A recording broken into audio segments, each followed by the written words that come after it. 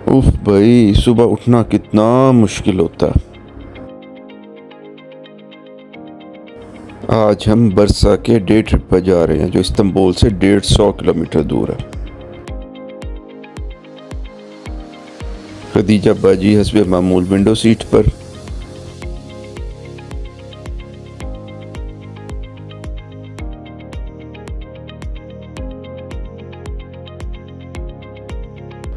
इस ब्रिज को क्रॉस करके हम यूरोप से एशिया पहुंच जाएंगे। रास्ते में छोटी सी ब्रेक। एस्किसा पोर्ट से फेरी में क्रॉसिंग। हमारी बस भी इस फेरी में हमारे साथ साथ।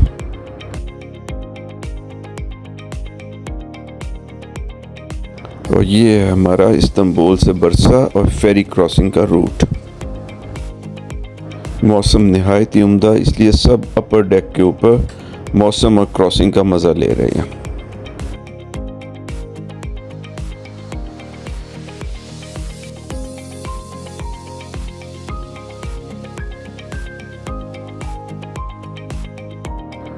फेरी के अंदर एक शॉप भी है और जिनको बाहर ठंड लग रही हो भाई वो अंदर आके बैठ जाएं।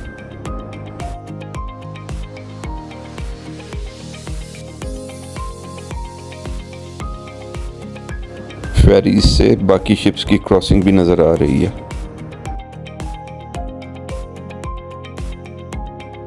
फवाद और खदीजा फेरी के सफ़र को एंजॉय कर रहे हैं।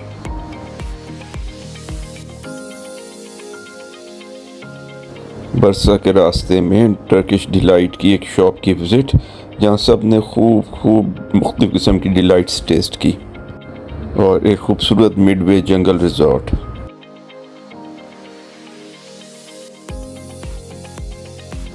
इस दरख्त की ब्रांचेस इतनी फैली हुई और हैवी हैं कि ब्रांचेस को अलहदा स्टील के फ्रेम्स पे सपोर्ट किया गया।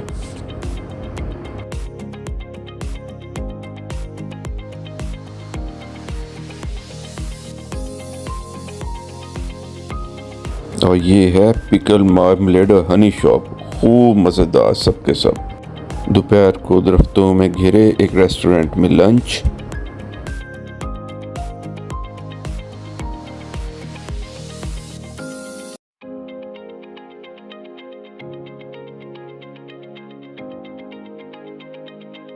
रास्ते में हमें धुंध ने आ लिया।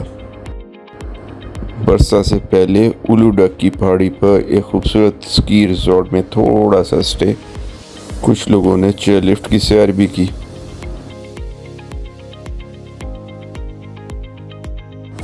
और आखिरकार स्काई ट्रेन के ज़रिए बरसा रवानगी। ये केबल कार हमें उलूडक से 1200 मीटर नीचे बरसा लेके आएगी और रास्ते में फिर फॉग ही फॉग। नीचे पहुंचकर आखिरकार बरसा नज़र आने लगा और केबल कार भी अपने स्टेशन पे पहुंच गई। लें जी, टीम केबल कार से बरामद हो रही है और आखिरकार हम ओल्ड बरसा पहुंच गए। ओल्ड बरसा में देखने वाले 4 बहुत ही अहम पॉइंट हैं। एक पुराना घर है जिसे बैतुल उस्मानी कहते हैं, उसके साथ ही एक ओल्ड टर्किश बाथ है, और इसके साथ ग्रीन मॉस्क और ग्रीन टॉम, जो कि एक्चुअली दोनों ब्लू हैं।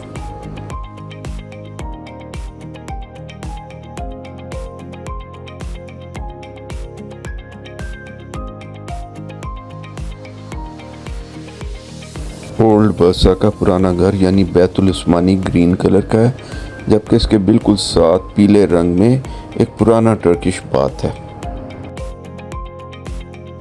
लेकिन अब इन दोनों को एक छोटे से म्यूज़ियम और शॉप्स में कन्वर्ट कर दिया गया, जहाँ पे लोकल हैंडीक्राफ्ट जो है उनका डिस्प्ले है, और यहीं से आप ये खूबसूरत आर्टिकल्स ख़रीद भी सकते हैं।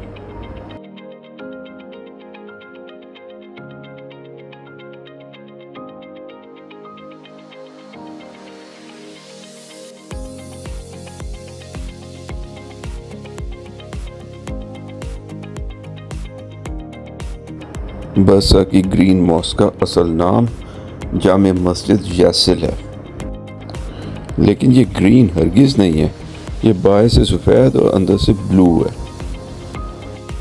और ये है मस्जिद की साइड पे छोटा सा गार्डन, जिसमें प्यारी प्यारी सिटिंग प्लेसेस बनी हुई हैं।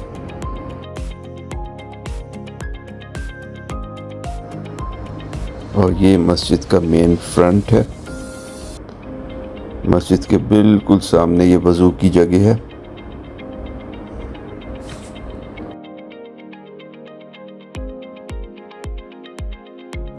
और ये है मस्जिद का दाखिली दरवाज़ा। मस्जिद के सहन के पार एक रेस्टोरेंट की छत पे वर्लिंग दरवेश का ये मुजस्मा लगा हुआ है, जो मुसलसल घूमी जाता। और मस्जिद और रेस्टोरेंट के दरमियान ये खूबसूरत कोबलस्टोन स्ट्रीट। और ये मस्जिद का अंदरूनी मंजर आप देख सकते हैं कि ये ग्रीन की बजाय एक्चुअली बहुत ब्लू है।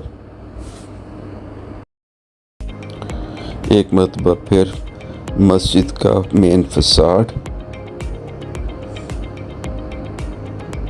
और ये वज़ू की जगह।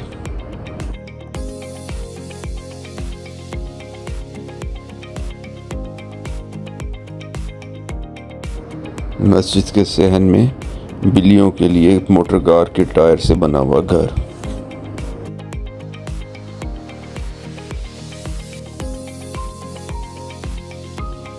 मस्जिद की दूसरी तरफ सड़क के पार एक खूबसूरत रेस्टोरेंट और छत पे फिर वर्लिंग दरवेश।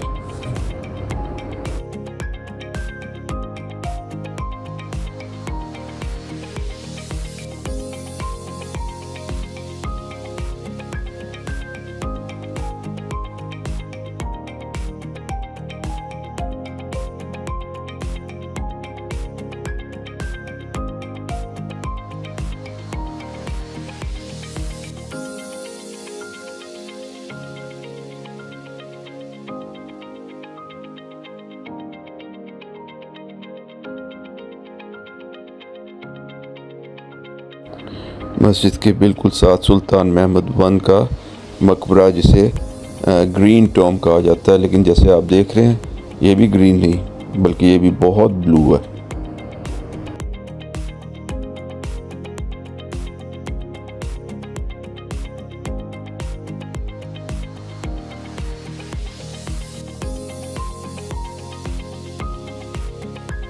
यहाँ हमारी आज की बरसा की विज़िट मुकम्मल होती है।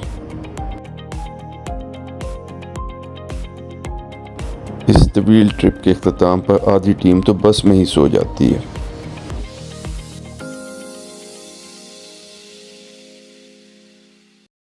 तो अब टाइम हुआ है आज की ट्रैवल टिप का। आज हम बात करेंगे टैक्स रिफंड के बारे में। यानी अगर आप किसी मुल्क में जाएं तो कुछ मालिक ऐसे हैं कि अगर आप वहाँ पे शॉपिंग करें तो वो टैक्स आपको वापस कर देते हैं, अगर आप फॉरेनर हैं और अपने मुल्क में वो ख़रीदी हुई चीज़ वापस लेके जा रहे हैं। अक्सर मुल्क 5 से 10% के दरमियान जो है वो रिफ़ंड ऑफ़र करते हैं, कुछ मुल्क नहीं भी करते। अच्छा, ये जो टैक्स रिफ़ंड के बारे में चंद बातें जानना बहुत ज़रूरी है। पहली बात तो यह है कि एडिबल्स पे यानी खाने पीने वाली चीज़ों पे अमूमन टैक्स रिफ़ंड नहीं होता। ख्वाह वो आप तोहफे के तौर पर, मिसाल के तौर पर चॉकलेट वगैरह वापस लेके भी जा रहे हैं तो उस पर रिफ़ंड नहीं देंगे। लेकिन बाकी जितनी प्रोडक्ट्स हैं अगर वो आप वापस लेके जा रहे हैं तो उस पर रिफ़ंड की पॉसिबिलिटी होती है, बशर्ते कि आप 3 चीज़ें पूरी करें। नंबर 1, आपने वो चीज़ वहाँ से ख़रीदी हो, लाइक अगर आपको किसी ने कोई गिफ्ट दिया उस पर बेशक प्राइस टैग भी लगा हुआ है, उसके ऊपर आप रिफंड क्लेम नहीं कर सकते। नंबर 2 ये है कि ये रिफंड सिर्फ फॉरेनर्स के लिए होता है, यानी अगर आप बाहर से किसी मुल्क में विजिट करने गए हैं तो आप क्लेम कर सकते हैं, उस मुल्क का शहरी नहीं क्लेम कर सकता, जिसका मतलब ये हुआ कि आपको ये साबित करना है कि आप फॉरेनर हैं। और तीसरी बात ये होती है कि वो चीज़ आपने लेके इस मुल्क से आप बाहर जानी है, तो क्योंकि ये 3 शराइत पूरी करनी है तो उनके सबूत भी होने चाहिए।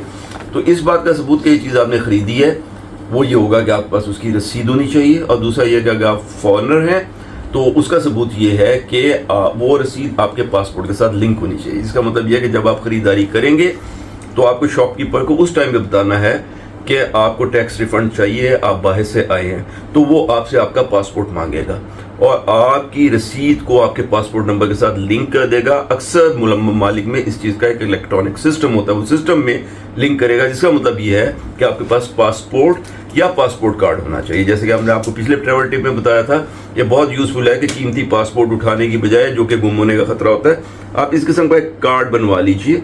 ठीक है, ये सिंपल फोटोकॉपी होके प्लास्टिक के क्रेडिट कार्ड के साइज़ का कार्ड बन जाता है। इसको जेब में रखें, ये आपके पासपोर्ट के मेन पेज की कॉपी है एक्चुअली। ये अक्सर दुकानदार इसके ऊपर आपको जो है ना वो टैक्स रिफंड फ़ी बना देंगे। और तीसरी बात जो है वो ये है कि इस बात को साबित करना है कि आप वाकई इसको बाहर लेके जा रहे हैं। इसलिए ये बहुत ज़रूरी है कि जब आप वापस आने लगते हैं और एयरपोर्ट पे चेक इन करने लगते हैं तो टैक्स रिफंड काउंटर हमेशा चेक इन काउंटर से पहले होता है। जब आपका सामान अभी बुक नहीं हुआ होता, अभी आपके पास होता है, तो आप कस्टम के check in tax refund counter पे जाते हैं, उनको अपनी रसीदें पेश करते हैं और बताते हैं कि जी मैं इस मुल्क में आया हूँ, मैंने शॉपिंग किया, मैं जा रहा हूँ, ये चीज़ें लेके जा रहा हूँ, इसलिए इस पे से जो टैक्स आपने काटा है वो मुझे वापस करें। इस पे वो कस्टम ऑफिसर्स आपसे ये कह सकते हैं, बल्कि अक्सर कहते हैं कि ठीक है आपने ये 10 चीज़ों के बारे में टैक्स रिटर्न का जो है ना क्लेम हमें जमा कराया है, ये 2 चीज़ें हमें रैंडमली दिखा दें। मिसाल तौर पर ये घड़ी और वो जूता, ये टैक्स रसीद आपने जमा कराई है, वो दिखाएं किधर है। वो कुछ भी कह सकते हैं, मतलब जितने आइटम आपने कहे सारे भी आपसे चेक कर सकते हैं। इसलिए अगर आपने एक दो सामान जमा करा दिया तो फिर क्योंकि ये चेकिंग नहीं हो सकती तो आपको टैक्स भी वापस ही मिल सकता है। तो ये इस बात को इंश्योर करें कि चेक इन से पहले आपने टैक्स क्लेम कर लेना। दूसरी जो बात है वो ये है कि जो एक बड़ी मिस्टेक होती है वो at the time of purchase होती है कि जब आप ख़रीदारी करना जा रहे हैं तो इस बात का ख्याल रखिए कि आप जितने पासपोर्ट्स पे ख़रीदारी करेंगे, ज़्यादा से ज़्यादा नंबर ऑफ़ पासपोर्ट बढ़ते जाएंगे। हर पासपोर्ट पे एक जो है ना फ़ी चार्ज करती है कंपनी, और इसे हर रसीद पे भी एक फ़ी चार्ज करती है। तो बहुत सारे पासपोर्टों पे बहुत सारी रसीदें ना लीजिए। कोशिश करें कि पहले चंद दिनों में जब आप सैर के लिए गए हुए हैं तो शॉपिंग के लिए देख लें आपको क्या क्या कुछ चाहिए, और आखिर में वो शॉपिंग इकट्ठी करें। कोशिश करें कि एक ही पासपोर्ट पे, अगर आप एक फैमिली के तौर पे गए हुए हैं, आपके 7-8 मेंबर हैं, तो डिसाइड कर लें किसी एक बंदे के पासपोर्ट पे जो है ना सारी टैक्स फ्री शॉपिंग हो, और उसमें भी नंबर ऑफ रसीट्स मिनिमम हो, यानी 3, 4, 5, 6 आर्टिकल एक ही जगह से कोशिश करें इकट्ठे ले लें, और उसकी एक ही रसीद होनी चाहिए, क्योंकि पर रसीद के हिसाब से वो फ़ी आपसे चार्ज करेंगे। तीसरी बात, इस बात का ख्याल रखें कि जिस पासपोर्ट पे आप डिसाइड करेंगे कि आपने शॉपिंग करनी है, उस साहब के पास या साहिबा के पास अपना क्रेडिट कार्ड होना चाहिए। क्योंकि अक्सर ममालिक कैश में, कुछ ममालिक करते भी हैं कैश में रिफंड, लेकिन अक्सर ममालिक आपसे क्रेडिट कार्ड नंबर लेंगे, चंद दिनों के बाद वो जो पैसे आपके क्रेडिट कार्ड में आएंगे। इसलिए आपका क्रेडिट कार्ड, डेबिट नहीं, क्रेडिट कार्ड का होना जो है ना वो बहुत ज़रूरी है। तो इसलिए कोशिश करें कि इकट्ठी शॉपिंग करें, एक पासपोर्ट पे करें, कम से कम रसीदें हों, और जिस बंदे के नाम पे करें उसका एक क्रेडिट कार्ड होना चाहिए। एंड फिर जब आप वापसी का सफ़र अख्तियार करें तो इस बात को इंश्योर करें कि चेक इन से पहले आपने टैक्स रिफंड लेना है। तो उम्मीद है इसका आपको फ़ायदा होगा। आज के लिए इतना ही। हम भी सोते हैं, आप भी आराम कीजिए, कल इंशाल्लाह फिर मिलेंगे।